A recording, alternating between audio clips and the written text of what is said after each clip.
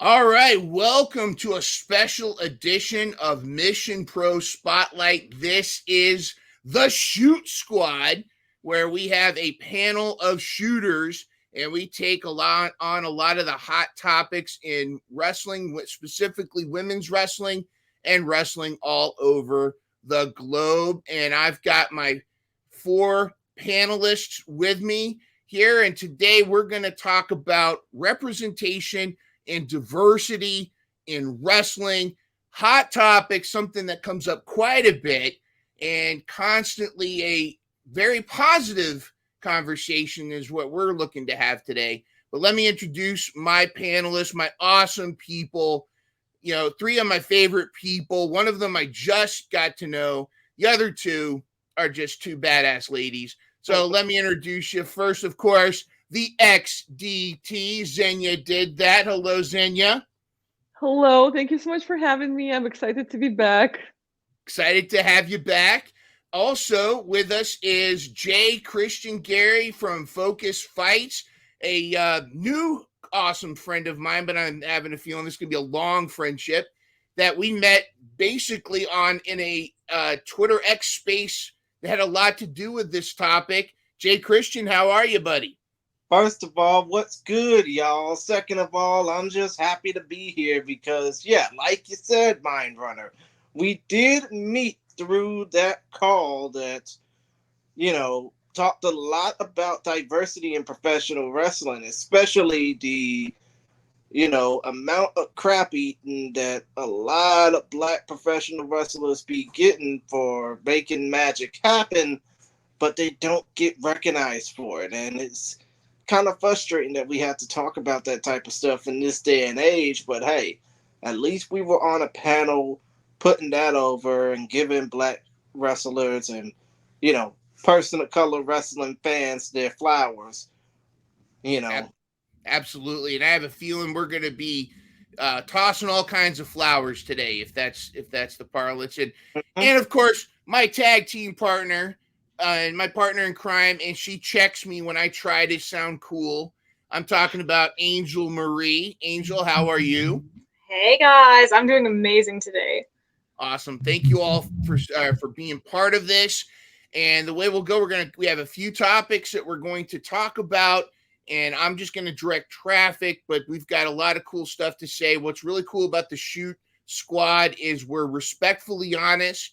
We respect even when we disagree. We're respectful to each other, but we're also respectful in that we're honest. We're not going to sugarcoat. We're not going to, step back, and we're going to be honest with how we feel. I think these are great topics that we're going to dive into, and I feel great about the panelists here. Three people's opinions that I respect very highly. So I think we're in for a really great discussion, and let's get started. All right, now just first off, we're going to talk about what kind of generated this even into existence was a kind of a DM conversation between myself and J.Christian that occurred after we both found each other in a X space that was talking about diversity and representation, and it seemed to stem after recent discussions and kind of quote unquote controversy. And of course, the dirt sheets and how they are. Sometimes they like to highlight the controversy more. But allegedly there was some issues with Swerve Strickland's deal with AEW. Some were saying that Triple H lowballed Swerve because he didn't value him enough. Some people are saying that Swerve's not being paid enough. Y'all know my bias. Y'all know my favorite male wrestler is Mr. Swerve when he drives. Mm-hmm. So I'm a little biased. But if, as far as, someone getting paid for what he's earned, it caused a lot of controversy. And so, J.Christian, if we could start with you, maybe give us a little background on the X chat where we met. What was the message, the key messages, takeaways from that chat, and your thoughts on the issues and why some people are why this is even a controversy. Swerve and Mercedes Moné getting their money. Well, I think our initial focus on that chat was just talking about and reacting to the full bore call of having all these black professional wrestling, well, I wouldn't say journalists, more like bloggers, fans, people who are interested in the professional wrestling space who just so happen to be black. Names like Ebo from Wrestling Purist, Lyric Wrestling. I think there were a few others that we may or may not have forgotten about on that call that, put truth to put I'm trying not to screw up on this one. Put truth to power and just basically talked about how, black professional wrestlers always end up with a lot of the credit, always end up with a lot of the magic, putting everything over, but don't get a lot of the credit. Like a Swerve Strickland, who, oh, by the way, just main evented 2 back-to-back AEW pay-per-views in a row and ended up taking the fall in both of them. Or Mercedes Moné being on back-to-back AEW pay-per-views and not getting as much credit as she deserves. Just because just because these two happen to be, ex-WWE washouts, or the fact that they shouldn't be getting paid exorbitant amounts of money just to compete. But yeah, basically, that was the initial chat that Mindrunner and I had, just basically putting over diversity in professional wrestling and hoping to connect a little bit more on this. I enjoyed what a lot of people were saying there, and it does seem to be, and AEW does seem to be one of those companies that keeps a lot of their locker room stuff, or they tried to close their chest. But of course, the dirt sheets like to leak stuff. But one of the things I thought was interesting is I feel like one of the things that Swerve has really endeared himself to me was this is a guy that has earned his top spot and earned getting that gold. And I feel like the only reason he doesn't still have the gold right now is just to send off Bryan Danielson. I feel like this is Bryan Danielson's send off, and I strongly feel like Swerve's going to be back. This is a guy I feel like that earned it. And Mercedes Moné is one that I feel has, there's a lot behind the scenes with that, but that like getting $5 million per year, and people having a problem with that. I don't know if how much of that is, you invest money in somebody you have a feeling is going to be a big draw, but not just a draw, but also help the division. And it sounds like that's one of Mercedes Moné's focuses. Xenia, want to hear your thoughts on the issue, of course, with representation, with black representation, women's representation. Do you feel like that there's a stigma still in the industry, not giving flowers to people of color, to the women's wrestlers versus the men? Do you feel like there is a bit of a pay gap, or more, maybe not even a pay gap, but a recognition gap? Oh, 1,000% there is. And like Jay has mentioned, it's unfortunate that we even have to talk about this in the year 2024, but it's still the reality, and it's still something that happens. And also on Twitter and the same social media, the opinion of mine that I expressed is that, like, that's how the market works. Your market value is how much someone is willing to pay you. And the fact that there's even discussions about that has to do with, number one, prejudice, and number two, tribalism. And those are the main two reasons, because even on the screenshots that you provided here, the person on the right sharing the information about Mercedes is quite clearly a WWE fan, and it's quite clearly done to stir up discussions. And like you said, for some reason, they like to view ex-WWE stars as almost like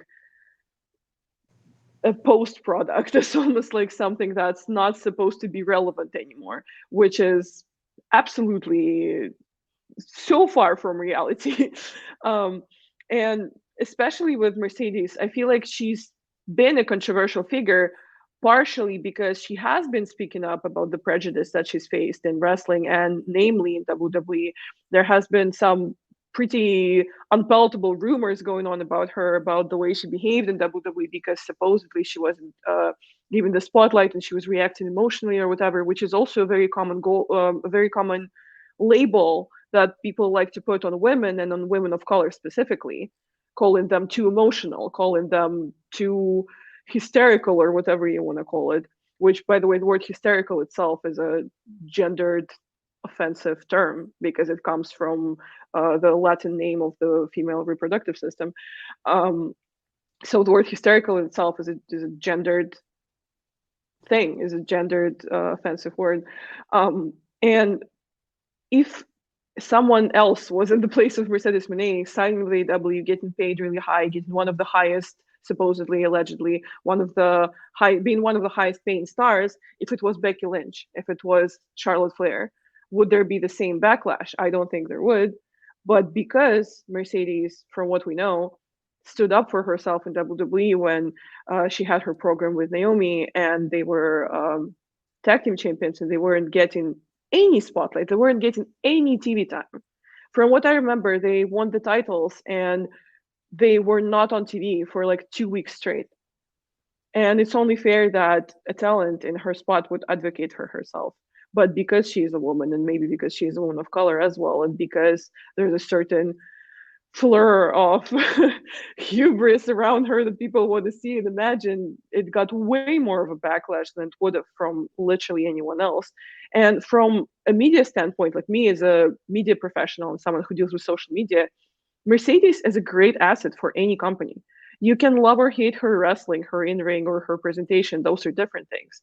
But she's one of the few professional wrestlers in the industry who harnesses the power of her platform to pretty much the fullest potential. She's on red carpets. She's in hip hop music videos. She's in cinema. She's in TV shows. She has fashion. She has everything. And the way that she conducts herself, like on social media, and the way that she channels her fans to her different platforms, is just admirable. So even if she wasn't a great wrestler, which she is, she would still be a great asset to the company. So to me, it makes zero sense why someone would doubt if she deserves to be paid whatever she's getting paid. And, you know, Xenia, I hate to interrupt, even though it's kind of my thing, but it comes down to the whole tribalism thing. People can basically gawk at Mercedes Moné and Swerve Strickland for being bringers of the culture, so to speak. They can basically put over the fact that Swerve Strickland is basically coming out to his own. I mean, both Swerve and Mercedes are coming out to their own entrance music. Obviously, Mercedes with the Snoop Dogg family tree, Swerve Family tree. of UGK come out to put over his entrance music. But yeah, point of the matter is they can put over the fact that both of these two have been nothing but absolute bringers for the culture over the last year and change, or 2 years that both of these people have been a part of AEW. Mercedes only being in AEW for close to a year now. But the whole tribalism aspect of this professional wrestling sphere is probably what's been killing off most of the interest behind professional wrestling, especially when it comes down to those of black and brown descent. I can't even get the words out, but still, Brack and Brown. I know what you meant. Brack and Brown. Yeah. But point of the matter is, I think that this whole tribalism thing need to just die out a bit, because how can people be interested in professional wrestling as a whole when you got all these people just basically picking sides, And I don't want to stir up even more tribalism, but it's actually a great point that you made, that every single ex-WWE star that went to AEW has a completely different presentation, completely different entrance music, different names, different gear. While the ex-AEW people who went back to WWE or simply to WWE most of them have kept their AEW presentation. Most of them have fought to be able to keep their AEW presentation. So does it tell you something? I don't know. Maybe it does. I mean, it should tell us a lot. Angel, what say you? Oh gosh. My gosh. Sorry, my mic wasn't working. But yeah, no, like a lot of y'all's conversation is like some of the stuff that I was gonna say. Like y'all, like there was a lot of like tribalism, and then also with like just everything that you guys have been saying. That's like y'all kind of took my words. Well, looking at it from a because there's also we talked about people of color. The it seems to be that we're kind of getting to a place where we can give people flowers on merit, but there still is that stigma. It does seem to be different, and a lot of people want to say, well, it goes both ways, but the tribalism seems to be very critical when someone leaves WWE and comes to AEW. And I think you both made a you all made a very good point about, here are two superstars with their own music, and they're getting to be who they are. I want to throw this question out there though. Because there was the controversy with Tony Khan and Big Swole. And I know Sugar Dunkinton. There was the controversy, if you will, where Chris Jericho was calling him Pineapple Pete, and he was just because he recognized him in the audience during the COVID era of wrestling. And I want to ask you if you guys remember that, and was that a situation where that was mishandled, or when they, especially when Tony Khan kind of went off on Swole on social media a little bit, or not really? He didn't really go off. He kind of just said, well, she was let go because she wasn't all that good. J.Christian, what are your thoughts on comparing where that time versus now where we are with wrestling? Well, to be honest, when I first seen Sugar Dunkerton, Suge the Pineapple Pete on AEW program, and I almost didn't make anything of it until I realized that the opportunity was just lost for him, because he could have been something big if they would have basically got him out of that gimmick.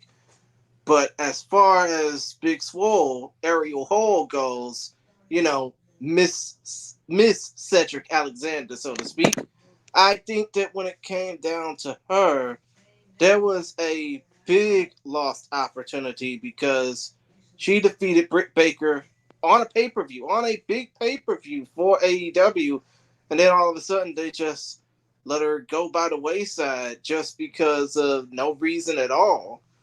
But to basically say that she's not good, I mean, yeah, she may have had a couple screw-ups both before and after her AEW tenure, but to say that Big Swole ain't good is just selling her short, so to speak. And she was getting pops. I mean, she would, before the shutdown, Big Swole, you'd hear swole. People were doing the swole. And I felt confused about that a little bit too. Xenia, do you remember that time? Yeah, and I've met Big Swole several times, and I have a lot of respect for her as a person and as a performer. I think she's absolutely great, and I also do think that it's unfair to say that she's not good.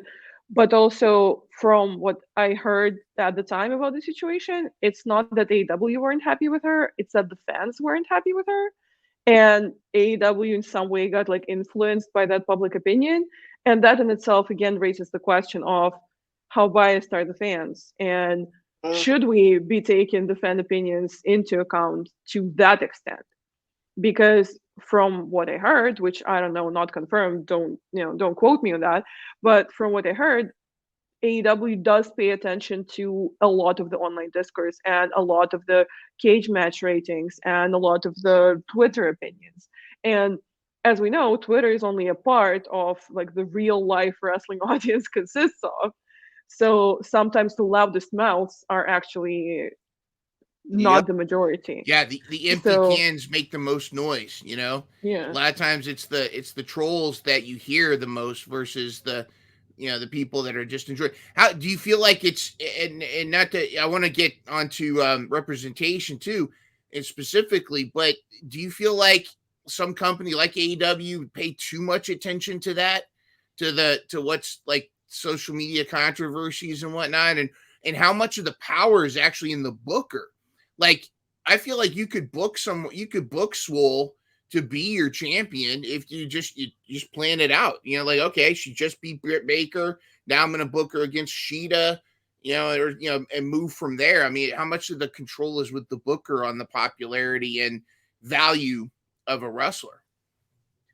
I honestly think that, like, if we talk about the three parties, right, that contribute most to a wrestler's popularity, which would be the booking or the booker, the fans, and the wrestler themselves, I would almost put the booker as the third spot in that lineup, because I genuinely believe in the naturally over factor, which, of course, like, if a person doesn't get booked and people don't see them, clearly that can't happen, right? They have to at least have a shot, right? But what we saw with Becky Lynch in WWE, for example, what we saw with Hangman in EW, was the good booking a good chunk, a good part of it? Yes, but also before they got that natural aura and before they got that organic growth and organic self-push almost, there wasn't really any great booking that they were getting. So I feel like it's clearly like it's a combination of three factors. Like, you can't take away any of the three factors, but I do feel like a big part of wrestler's success is just that the moment, Yeah, you could say the same about, was it the former Daniel Bryan? I mean, the whole Yes movement. I mean, he was the booking was almost against him, and he the Yes movement got him to where he was. Great stuff here, Angel. I want to get your thoughts. So we'll start with you on the next topic, but I want to play a video that this is from a chat I had with Mia Friday, and how she talks about how important representation was to her. So here's my chat with Mia. If it weren't for representation, I would not be standing here right now. I'm one of those people who, like, I loved wrestling, but I never saw myself doing it. And then WrestleMania 32, I'm there in person all the way up in the nosebleeds, and I see Sasha Banks coming down the ramp. That meant so much to me. There was no biracial girl on TV. And when I saw her, I felt like I felt like her, She was biracial, but she was also a nerd, but she was so cool.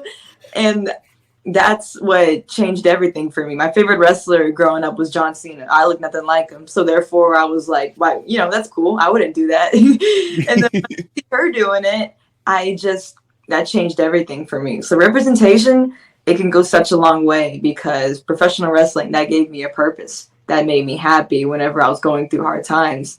So seeing that one person up on the stage who you may identify with or see a little bit of yourself in, that makes all the difference. It's so wild. It almost brings me to tears, because you kind of understand, like, this is why I do the long drive. This is why all the bruises and the cuts and the injuries, this is what it's all for. I was wrestling in North Carolina, and I met this little biracial baby, and she had glasses just like how I had the big glasses when I was her age. Mm-hmm. And I saw so much of myself in her. And she sent me I sent her a Wrestle Buddy in the mail, and then she wrote me this cutest letter back, and I was tearing up. It was so cool because she was just like, like, you inspire me, you mean a lot to me. I'm like, oh, that's what I would write to Sasha Banks, when I was 10. So that means everything. All right, so question, and I'm gonna start with Angel. The question is about representation, and then the argument some people make that representation is as important as merit, as earning a spot regardless, versus how important representation is, and just kind of keying off of hearing from Mia Friday's story, and I love that moment where she got to see a little girl, a little Mia at ringside, and gave her a wrestling buddy. Angel, I'm asked this question because this is a question that really got me scratching my head. Do your heroes need to look like you, and how important is representation in wrestling? I'm gonna start with Angel. Yeah, so that's like a yes and a no question. Like, I mean, definitely growing up, like a lot of my heroes did not look like me, but I still looked up to them regardless. And it doesn't matter I mean, it does matter in a way if they do look like you, but then at the same time, they don't have to, because one of the things that like I really felt like loved like seeing was I was like starting to get back in wrestling. I was at like a really dark time in my life. And I was okay, let's just say this. I'm weird. I think we all know that here. But so like I would see like this was like 2020. This was like Bray Wyatt and Alexa Bliss just being weird, being creepy. And like, I loved that. And like, that just made me feel seen. So your heroes don't have to look like you, but it is very important because like a lot of kids do see themselves in like their heroes. So it is important to have that representation. So it wasn't so much a race, but also like you saw other creepy people. I mean, I'm not calling you creepy. Let me try to say that again. Let me say that a better way. I get it. But you saw a bit of your personality. So in a way, that is representation, not necessarily culture, race, or background or gender. It was you saw your uniqueness in the Bray Wyatt and that Tatum Paxley, I think you're familiar with. Yeah, like I actually like that's why I really love Tatum, because like I really like connect, because I like playing like creepy characters as well, and just like really like just strange characters. And so like to see that and just to see Tatum, I connect with her so much. Awesome. J.Christian, what are your thoughts? Representation versus, and maybe it's not just maybe it's not as specific to a culture or a race, and maybe it's just like characters that you identify with. Well, first of all, Angel, there's nothing wrong with being creepy. If people don't get it, then they just don't get you. But second of all, when it comes down to representation, and you gotta look at representation in all forms of entertainment, not just in professional wrestling, because there are some folks that have to be, that think, oh, I have to like a certain person or a certain celebrity, or else I'm not in the know, so to speak. I mean, let's face it, I'm a fan of voice actors, and a good 4 or 5 of them, even if I shave all my hair off, I still wouldn't look like them. But still, though, I still enjoy what they do. I still enjoy the magic that they put behind the mic just to give their characters light. And when it comes down to professional wrestling or combat sports in general, that should be no different. I mean, you got little white boys basically being fans of Swerve Strickland just by seeing how Prince Nana dance in the entrance. You got little Caucasian girls being fans of Sasha Banks just by, how she presents herself on television. Or if you look at the picture on that screen right now, you see Naomi, Jade Cargill, and Bianca Belair dressed up like Jordan Childs or Simone Biles. And you probably will see that little black girl to that little brown girl basically saying, I want to be like them growing up. I mean, you got to have that full blown representation just to get people noticed. But I think, if people are already fans of folks like a Jade Cargill, Naomi, or Bianca Belair, I think that we should see more representation from the promoters, including that. I mean, aside from just the fans. Xenia, what are your thoughts? I think the way I see it, the biggest difference between representation and connecting with the wrestler as a fan, because like Angel Marie said, because you feel seen, because you see yourself in them in some way, or because they just speak to a part of you that you felt wasn't represented. I think like we all become fans of wrestlers based off of that in one way or another. But I think what really sets representation in terms of someone's ethnical background or someone's nationality, aside from that, is that it doesn't have to be looks. They don't have to look like you. But when you come from, say, like a different country, like me, or when you come from a group that's oppressed by one, in one way or another, there's certain labels that people put on you, and there's certain specific hardships that you go through that all people from that group go through.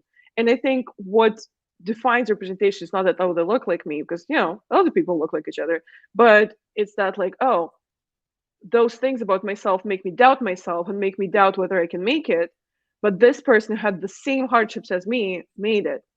Because, for example, for me, right, I'm Slavic, and I've always been self-conscious about my accent. And considering that what I do in wrestling has a lot to do with talking all the time in front of crowds sometimes, it can get disheartening. Like, it can get, sad, because people make fun of it. Like, that's the one people hear it, and that's a very easy target for people to criticize you for if you're in the spotlight.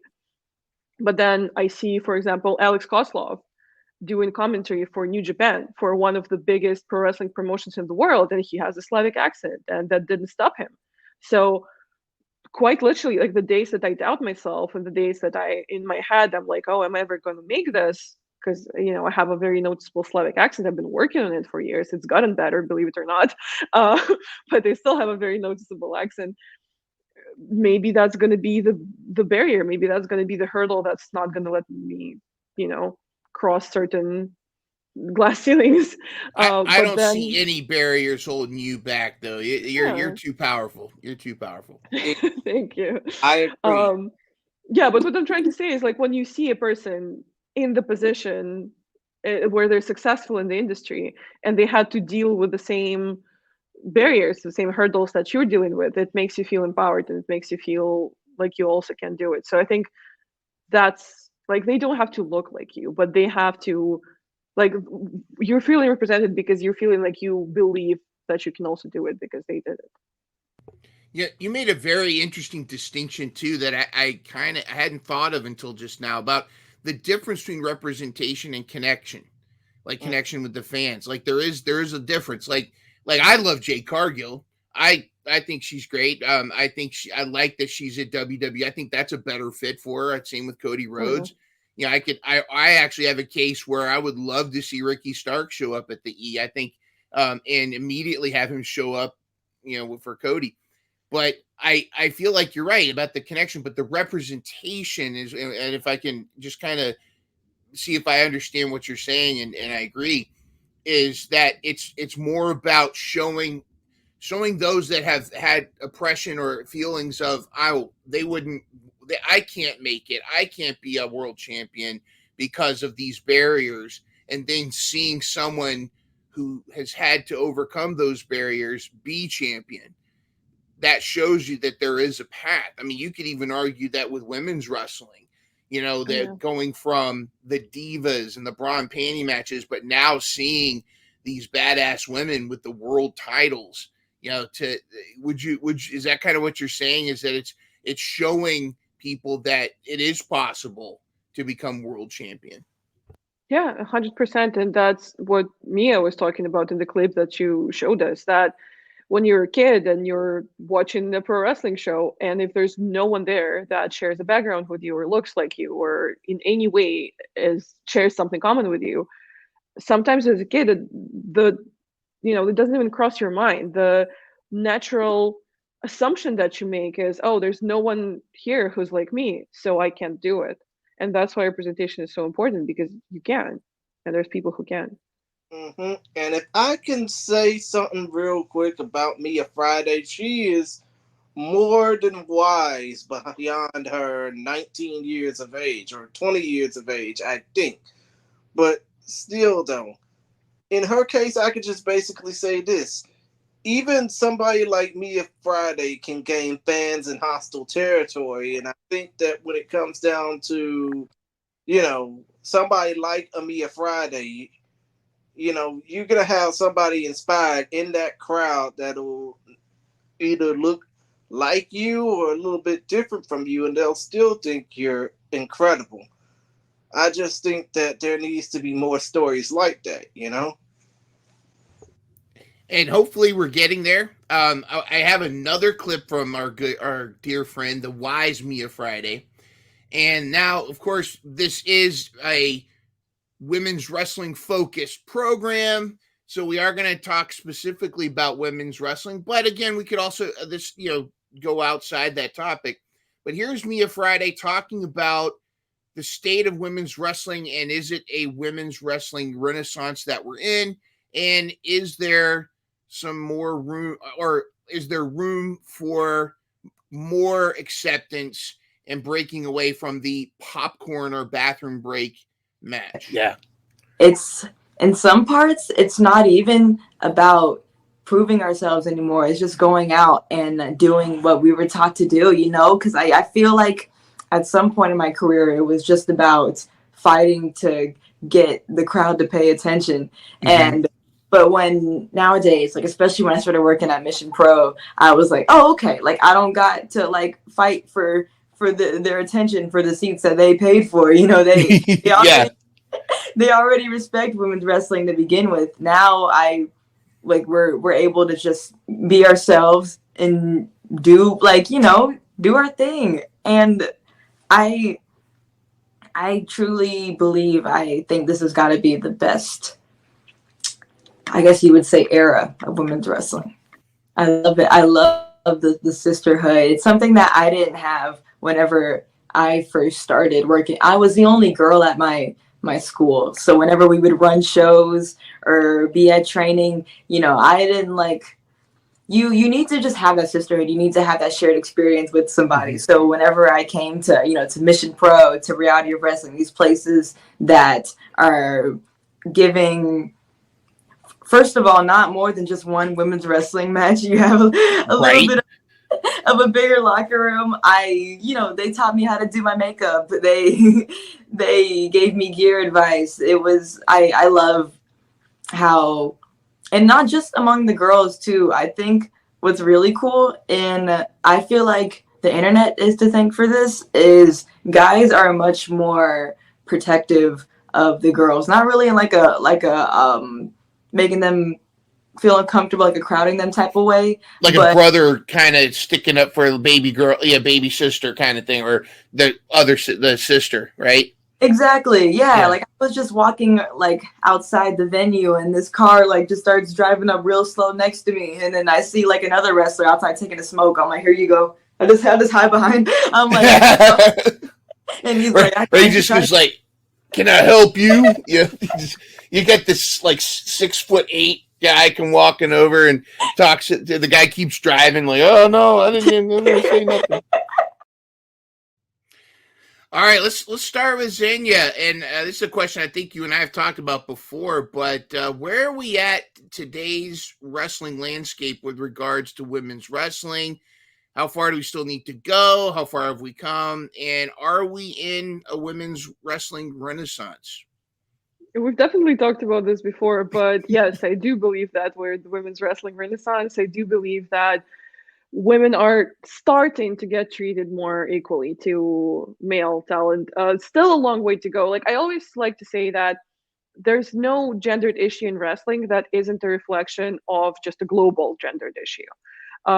According to the UN, I think, or something like that. I don't know, something, I can't remember. But according to a study, we're only going to reach gender equality in about 350 years. Which I think even that is generous. I think even that is an optimistic estimate, because it's, if we can overrun thousands of years of oppression in 300 years, that's a success in my book. So I do think that in wrestling, as well as in real life and as well as in the real world, we still have a long way to go. But, even like at AWRH, like, they're doing a great job with their women's roster, and ROH, I think, out of the televised promotions, has the biggest percentage of women's wrestling screen time right now, which is a great success. I wish AEW caught up with that a little bit as well. I have asked the question at press conferences. I have asked, like, is there, um, are you guys working towards leveling out the percentage of screen time between men and the women? And I'm always told that yes, we're working on it, and it just depends on the valuable storylines. And at the last press conference that I was at in London, Tony Khan actually said that they're growing their writer team, that there's almost 100 people working on the AW creative. So that's, that's great to see. And I know it can't happen overnight, but I also know that it is urgent. Like, we can't just say that, like, oh yeah, we're slowly working on change. No, the change can be gradual, but has to be radical, the way I see it. And it's always good for me to see, again, a more fair uh, share of women's matches on the card, at least. Like, that's the very, like, smallest thing that you can do for women's representation, as well as more meaningful storylines, and as well as, that's another thing that they talked about last time that we brought it up, the position of the women's matches in the card. Because a lot of the time the women's match becomes the bathroom break or the popcorn break, not because it's a bad match or not because there's not a compelling storyline, but because of the match that it follows. And it can't not be something that a good wrestling promoter realizes. So that's also something that even the bigger shows have to work on. And we actually saw an example of that defying the odds of that on an AEW pay-per-view just recently, when Chris Statlander and Willow had their street fight, and they went after arguably one of the best matches of the year.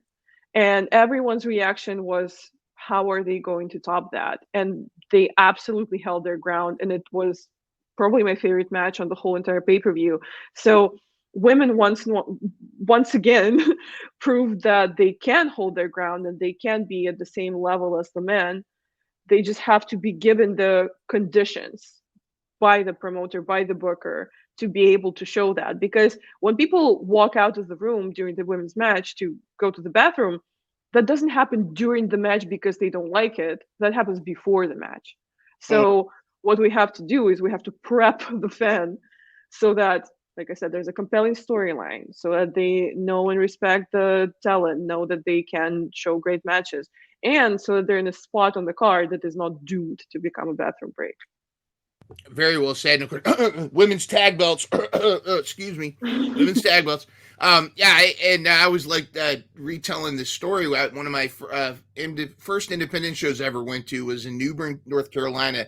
This tiny like rec center. There's probably 200 fans, and there was only one women's match, and it was right before the intermission. But what was great is they stole the show. Like they were tremendous. And it got to the point where they were doing all kinds of great spots, and there was a story. There's storytelling that, but in independent wrestling, you can't really do a story before the match unless you're paying attention to social media. But the storytelling in the ring with the expressions and how the baby face was getting beat down and then suddenly she was rising up. What was great was I could see the curtain, and the guys that had their upcoming matches were peeking around, and they were going like, damn. I could tell they were going like, we gotta step up our matches because these ladies are stealing it. And sure enough, I mean, they were the most memorable match of the whole night was those ladies. But I want to shoot over to Angel next. It does sound like, part of it is the booking, and when you get the one women's match is in that 30 minutes before right before the main event spot, it is kind of the death spot. But then again, you got Chris Statlander and Willow just bringing it, and defying those odds. Angel, your thoughts on what Xenia was saying, as well as your perspective on women's wrestling. Yeah, no, women's wrestling has been way more accepted than it has been in years past, for sure, 100%. But like we were saying, like, booking can be a problem, but like Willow and Chris definitely did define that. But a lot of the times, whenever there is something like that, it's where like the match is like put at a very bad spot on the card, most of the time those matches flop, or not the match itself, but the actual viewership, because everyone's going and doing whatever they're doing.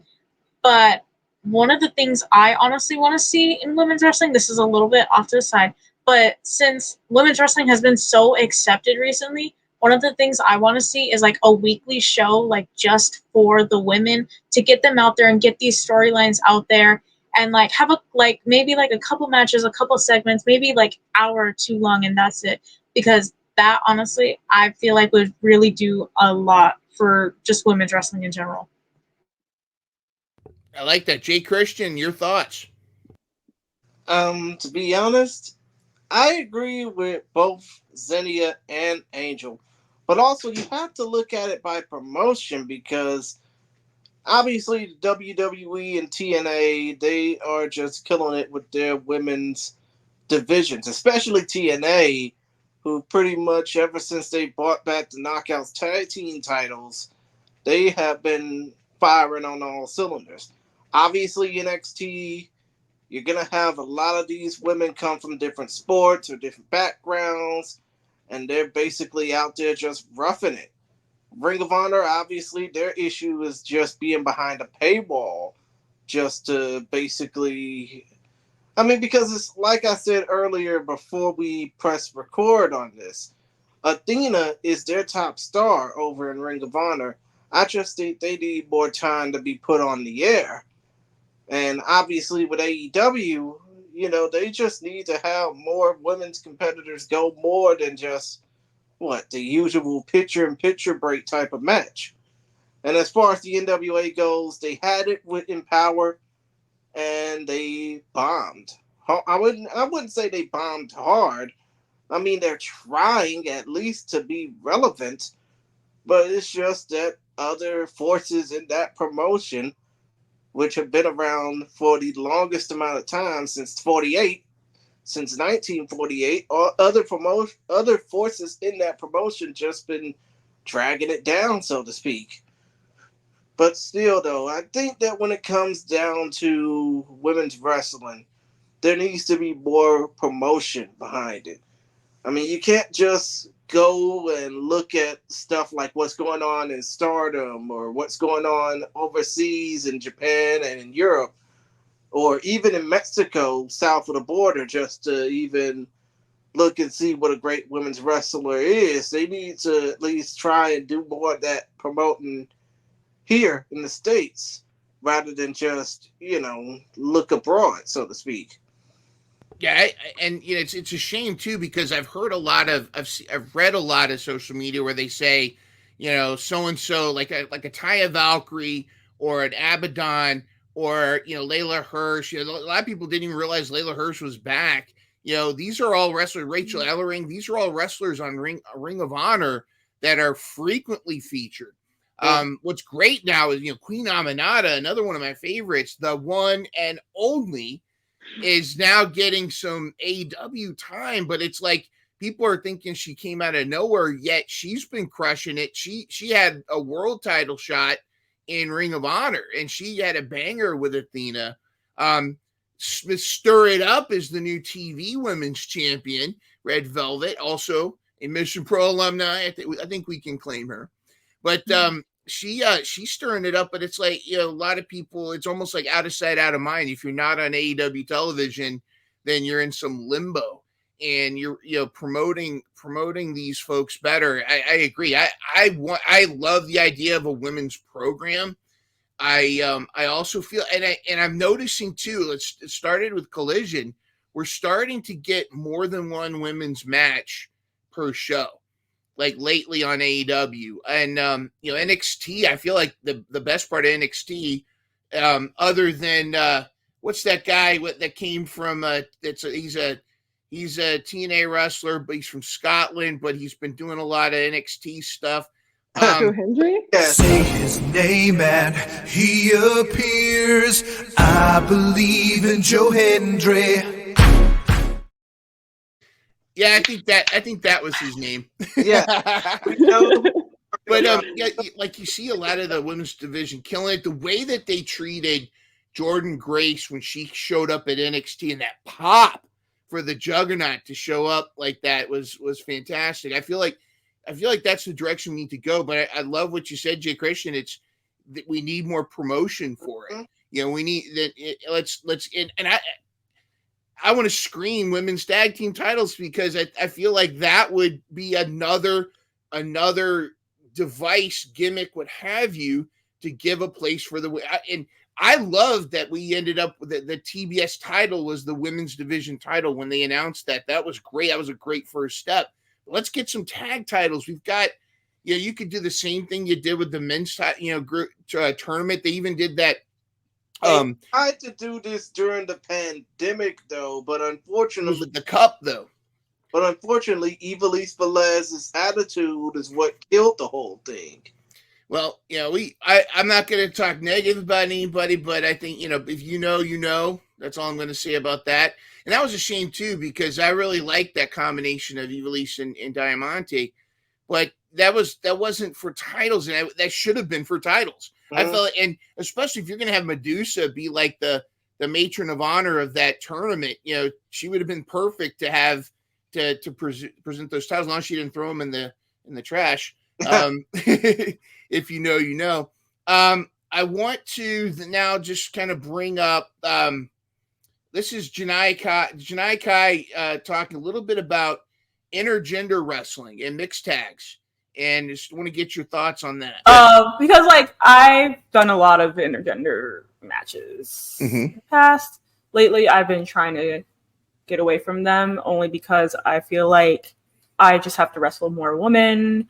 I feel like to up my resume wise, and to show other people that I might work with in the future, hey, this is my work, and show more matches with women rather than guys, because it is a little bit different, to be honest. So that is what I'm feeling like right now, is just wrestling more women. I will have an intergender match here and there, but not all the time anymore. But if there's any mixed tag belts, I think that would be a little bit, shaky, especially if it's going to be on TV. Yeah. Because people still, think about what that actually promotes for certain people. It might trigger certain people, which I get, totally understandable. Yeah. Oklahoma. Maybe let's not talk about them. Yeah. Maybe we'll keep it off TV if that. But at the same time, I've seen it where WWE in the past, when they have intergender matches, it's usually if the girl attacks the guy on the other side automatically has to come in. If we have it that way, maybe that would be a little bit better. But I don't know.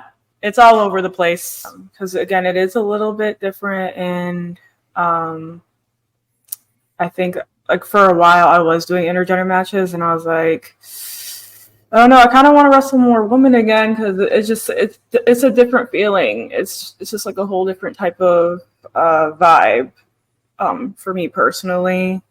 All right, just for time's sake, I want to cut off there. But essentially, what Janai Kai was going on to say is that one of the main reasons she wants to wrestle more women in not intergender matches or mixed tag matches is she wants to put up women's wrestling. And so my question, and this kind of comes off of a recent quote from Lita, she wants to see more interplay between the genders. Is it a society thing, or is it maybe a booking thing? But does it take away or add to women's wrestling to have intergender and mixed tags? For example, if you have an intergender match, is it taking away from a women's match where you could have had two women instead of a man and a woman go at it? And what about the same thing with mixed tags, or is it just a matter of, as long as the booking is sound, go for it? And I'll start with J.Christian, and then Xenia, and then Angel. To be honest, when I see intergender matches, mixed tag team matches nowadays, yeah, I do agree that it does take away from, women competing against women in the matches, or even women competing against men. Because when it comes down to the WWE, obviously you have to adhere to certain guidelines. You have to adhere to the fact that you know, unfortunately and sadly, domestic violence is prevalent, and hopefully the women in the relationship do seek the help that they need to escape those abusive relationships. But still, though, when it comes down to intergender wrestling, I do think it kind of takes away from, the interaction between competitors, I mean, especially considering the fact that if you see a good wrestling match between a man versus a man or a woman versus a man, you'd have to figure, when are those ships gonna intertwine, so to speak? That's what I gotta say about that. Well, I just remember one intergender match that Janai Kai had with a unfortunate man that she did the Johnny Cage punch right to the bits and pieces, and that poor guy went down hard. Xenia, what are your thoughts? Where are I your mentioned that guy? I can totally understand. I wouldn't. I still hurt just thinking about it. Xenia, your thoughts on intergender matches and mixed tags? Does it add or take away from women? So anyone who knows me knows I'm a huge proponent of intergender wrestling. Like that's the one thing that I've been talking about probably the most ever since I started doing anything at all in wrestling. Like ever since I started my YouTube channel, so for like almost 6 years at this point.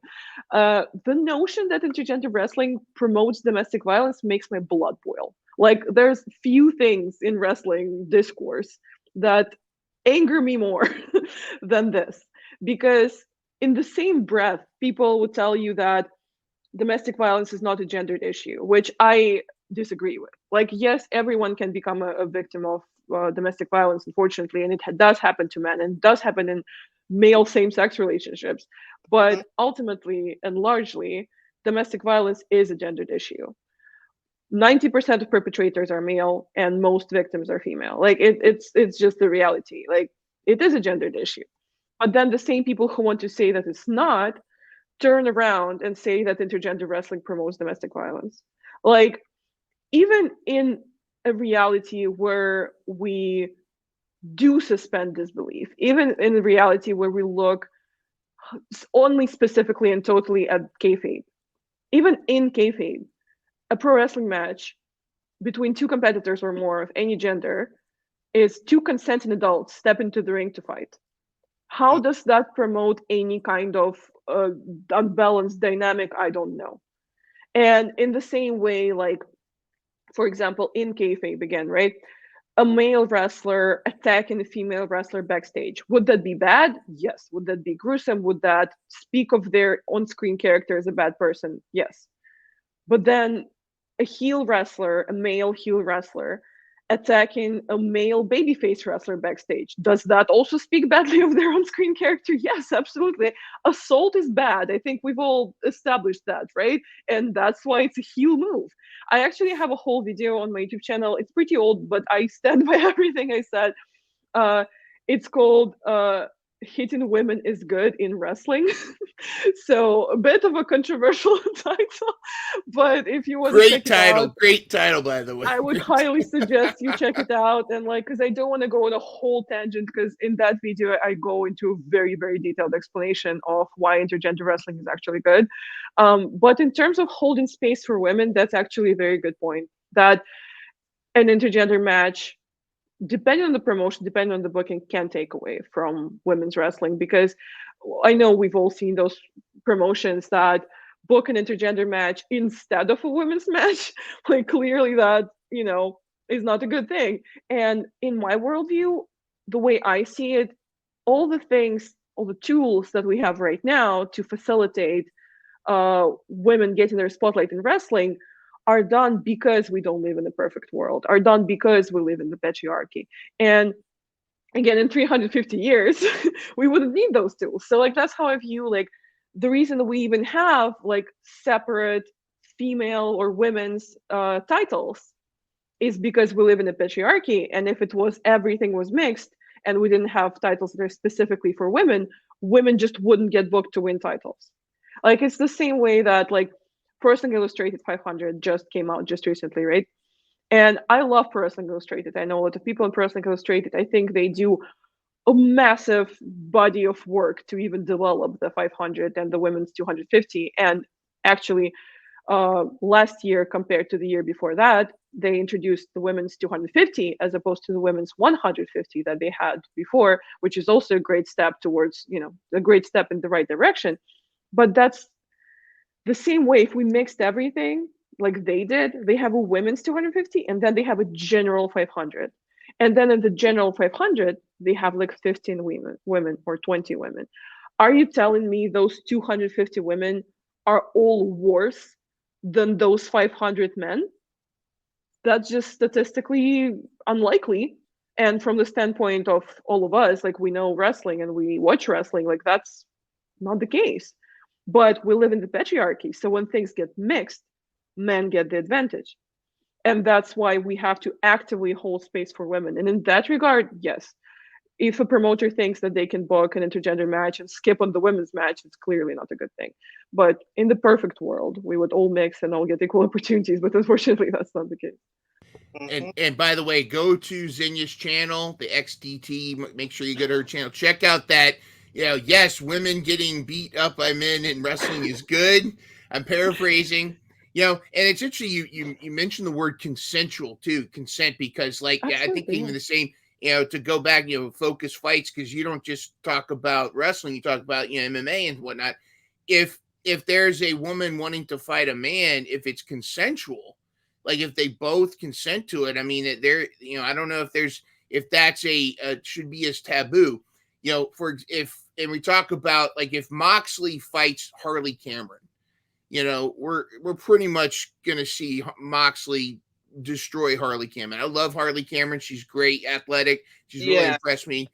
She's one of my favorite. But then again, if Moxley wrestles, say Masha Slamovich, Commander, that's a matchup he's gonna destroy Commander too, even though he's male, and that doesn't mean he shouldn't be allowed to wrestle Commander.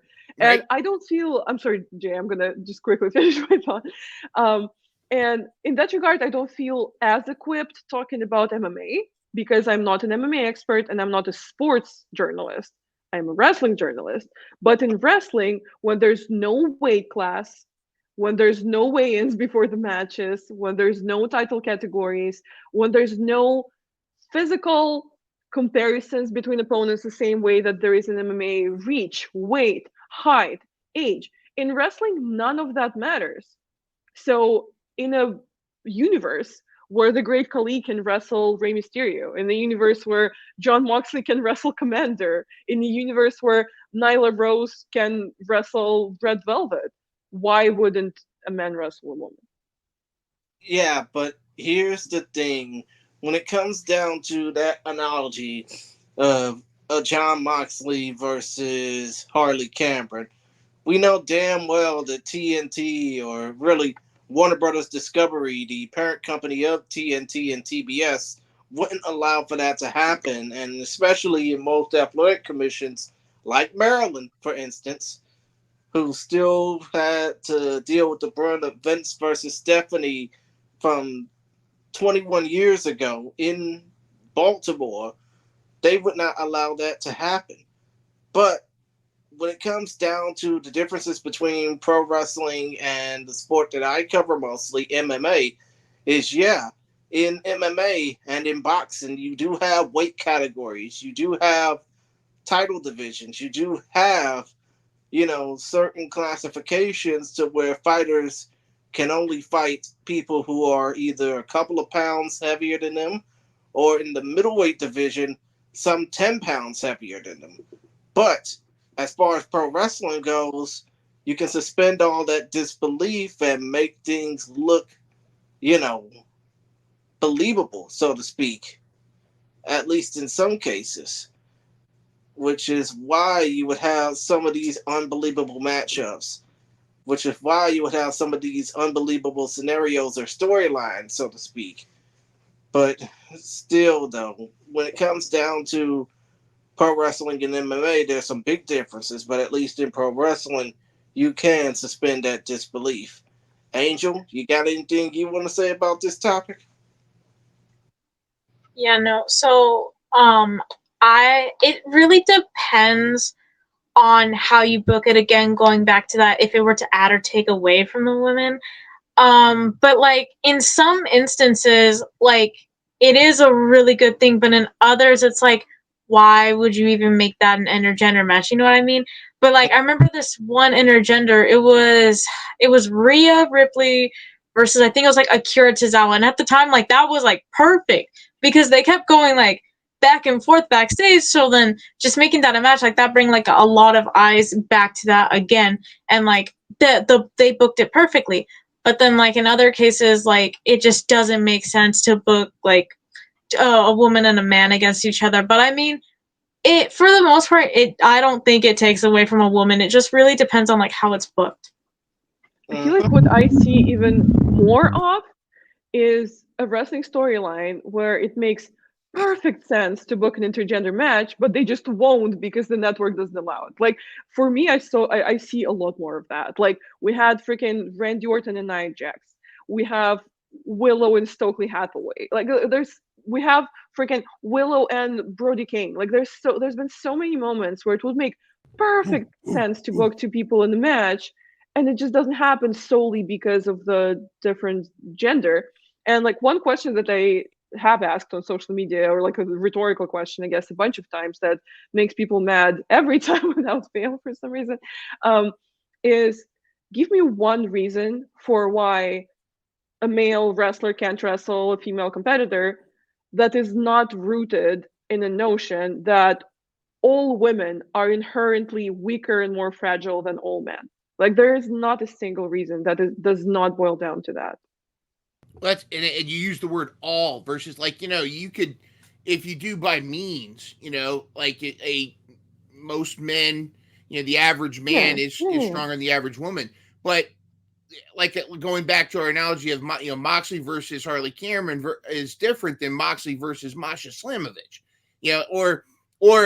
and when they teased Willow versus Brody King, I wanted that match. I was like, let's pounce, let's do this.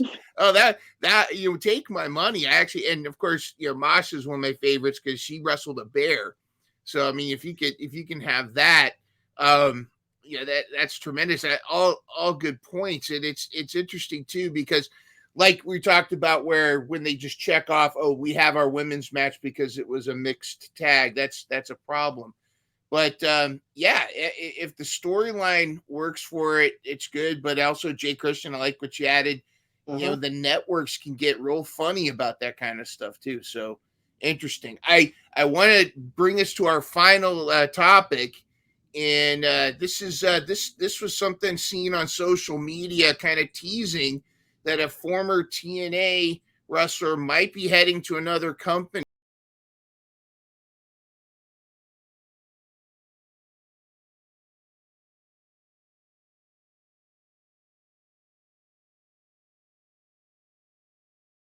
All right, is Giselle heading to AEW?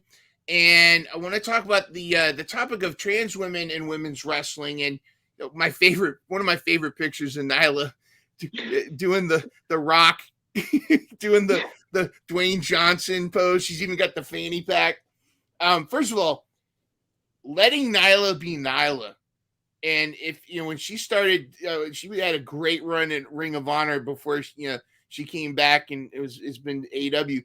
They need to let Nyla be Nyla. Forget this, beast character. Let her do her shtick. She had a match against, it was a squash match, and she was just clowning around. The ref was telling her to roll her back into the ring. She kept throwing her into the turnbuckle and throwing her into the side of the ring post. I was like, I'm trying. I think that's tremendous.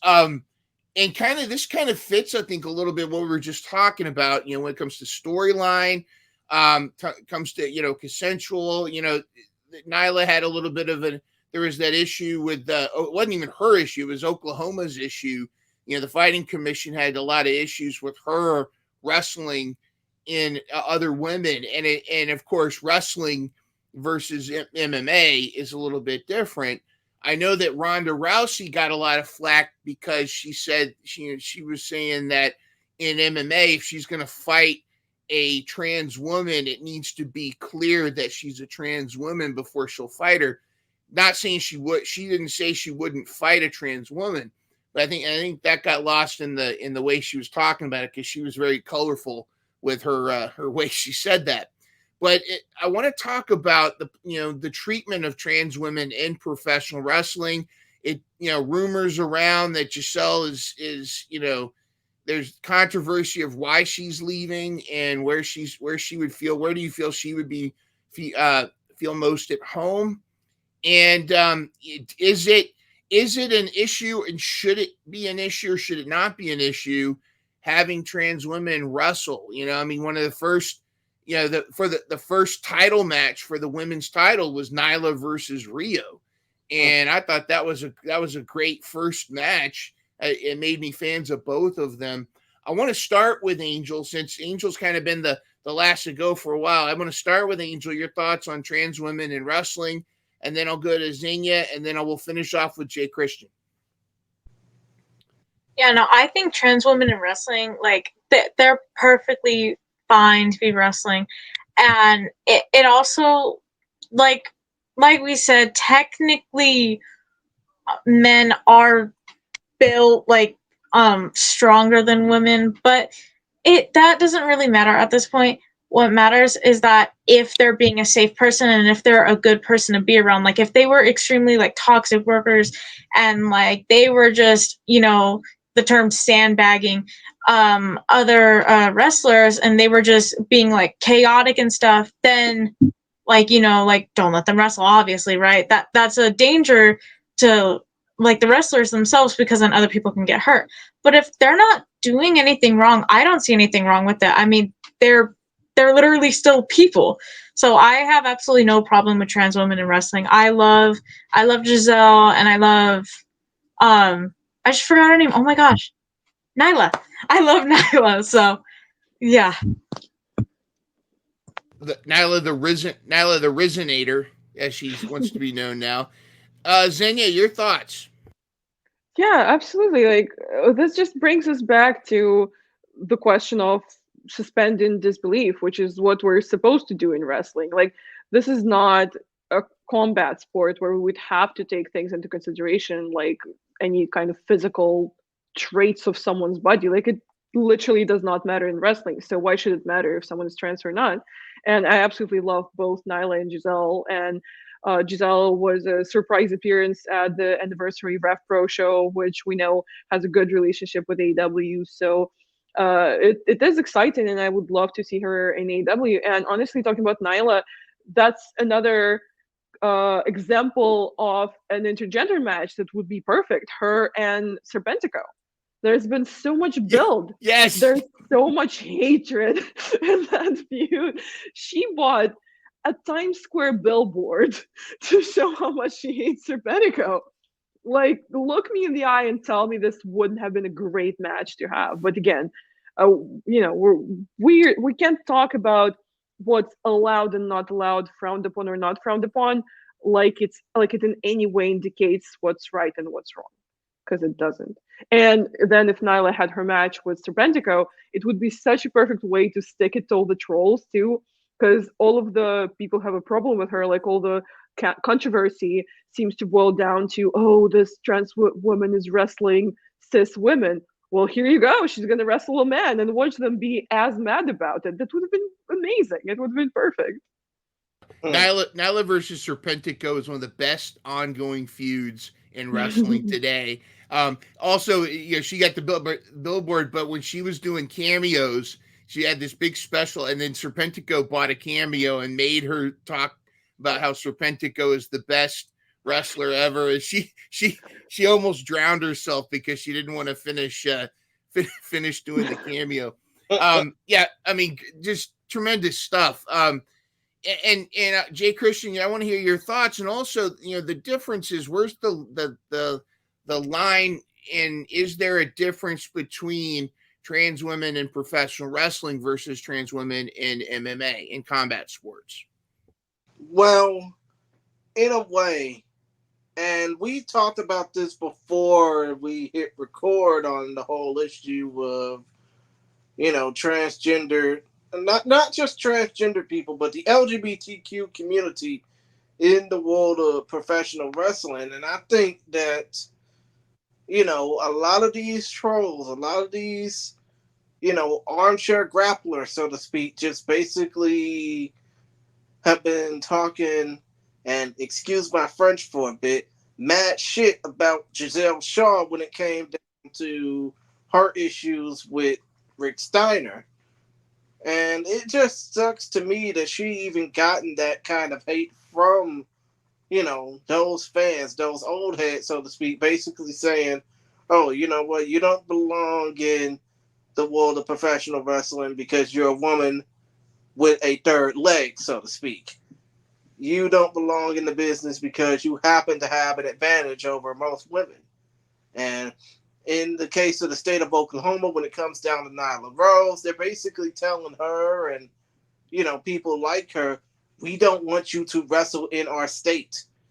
And that's just stupid to me because I do think that not just the LGBTQ community, but wrestling is for everybody. I mean, I know that in MMA is a lot different because you got folks like Fallon Fox and Elena McLaughlin that had tried to fight but still get slack from, the alt-right trolls and all of that. But they still trying to fight just for equal respect.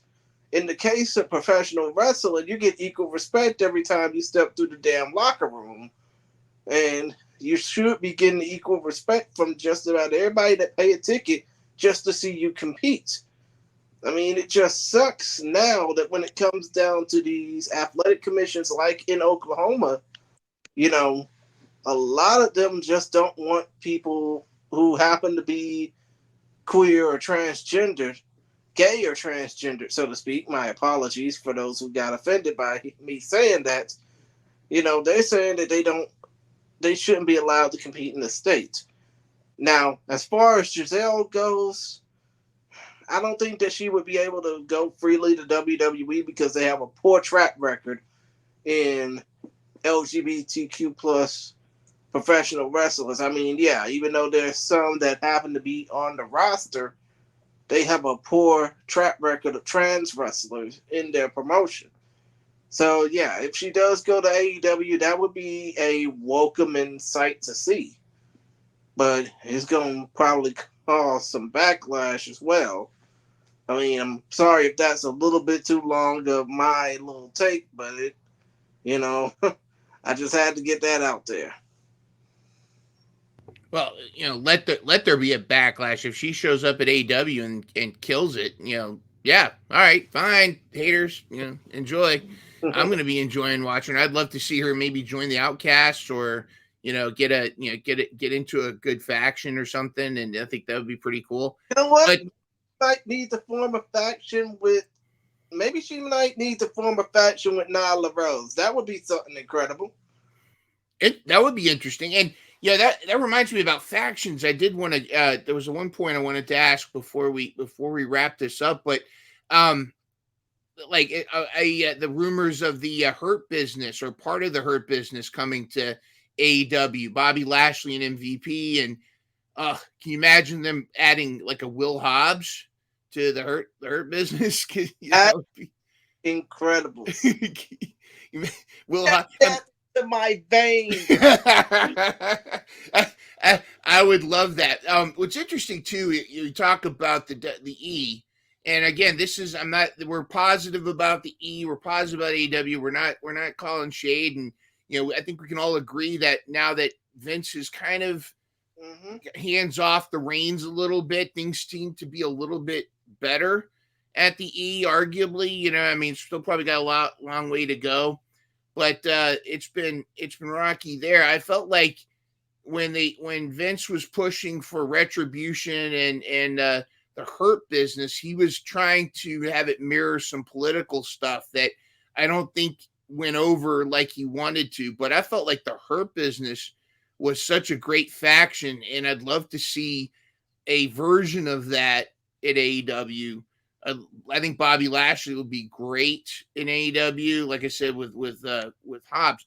But kind of going back to the trans women thing, is I feel like kind of what we're all saying is, if the booking is there and according to Xenia, it sounds like we need at least 300 years of acceptive generations before we can really get to a point of acceptance. But yeah, I'd love to see more of that, and I feel like we're hopefully heading in the right direction. This has been a fantastic chat. I'm glad I kept it to 30 minutes. But I want to give everybody a chance, some final thoughts. And I'll start with J.Christian, then Xenia, and then Angel Marie. You can finish us off, and then we'll say our farewells, and we'll review everybody where they can reach out to you, and as well as check out that awesome video on why women should be beat up in wrestling by Xenia. We'll make sure we check out that video. So, J.Christian, your final thoughts on representation and inclusion and diversity in wrestling. Well, again, I do believe that when it comes down to representation in the world of professional wrestling, we should all be accepting of those who, may feel a little different, because you'll never know. Like Mia Friday said about the little girl in the stands who was just happy to see her be there. You'll never know who you might meet in the stands that just might enjoy your work. I mean, it's like I said earlier, even a good wrestler can get some fans in hostile territory. Mm-hmm. But still, though, I think we need to be open to really everybody in the world of not just professional wrestling, but in all forms of entertainment, regardless of what their creed, culture, or background just might be. At least that's what I think. Xenia, your final thoughts. I guess my final thoughts are just that as much as pro wrestling, just like any other medium, just like any other show business, mirrors the real world and mirrors the issues of the real world and of the society at large, there's no reason in the made-up world of wrestling and in the type of content, type of medium that relies on the suspension of disbelief, there's no reason for there to be any kind of prejudice in that world and any kind of inequality. So I think that's what we should strive for. And if we achieve equality in wrestling sooner than the larger world, the world at large does, I would count that as a win. Less than 300 years, right? Less than 300 years is the goal, yes. All right, fingers crossed. We can do it. We can do it. That's our guideline. All right, Angel Marie, your final thoughts. Yeah, no, like representation definitely does matter, like we discussed, and hopefully in less than like 300 something years we can all be equal. I'd really love that. But yeah, I love the discussions that we had, and I love this little chat, this little like 20-minute chat. Brief one. Yeah, we had to keep it to a short 30 minutes. I'm glad everybody, we not a whole lot to talk about. But just once again, this make sure everybody finds our panelists, the Shoot Squad, if you will. XeniaDidThat.com. Xenia did that on X and on Instagram. J.Christian Gary, also on YouTube. You got to go to the YouTube, and because you got to watch that video. We got to find out why it's good to hit women. Why is it good to hit women? Find out on Xenia's YouTube. I think that video is going to be a top view getter. Yeah, we got to repost that out there. Get that some new views. But J.Christian Gary, Focus Fights, our Horizon podcast. Mm-hmm. And and of course Angel Marie, ITRW_Angel Marie, and of course Angel. They could always find you every Thursday at 7:30 Eastern, 6:30 Central on Mission Pro Spotlight, and possibly we're looking at possibly on a mission with Emily May. We might do some things with her coming up here soon as Mission Pro continues to go through the rebuilding phase. But this has been a great conversation. I would love to have this panel back. Some great minds, some great topics. And if you guys have any topics you'd like for the Shoot Squad to cover, email us. You can email myself, mindrunner@gmail.com. Angel Marie, just shoot us a DM. You know where to find us. And there's a DM, so to speak, on all the platforms that you have listed here. Absolutely. Well, most of the platforms, because on the We Are Rising podcast, I share it with a guy from New York, even though the guy from New York, would much rather you send all your DMs related to me through the other 2 platforms that I got. Gotcha. So start with J.Christian Gary first and Focus Fights before you go to the We Are Rising podcast. Okay. Well, on behalf of the Shoot Squad, thank you all so much for listening, for being part of this awesomeness, and we will see you next time. And let me just get the Shoot Squad.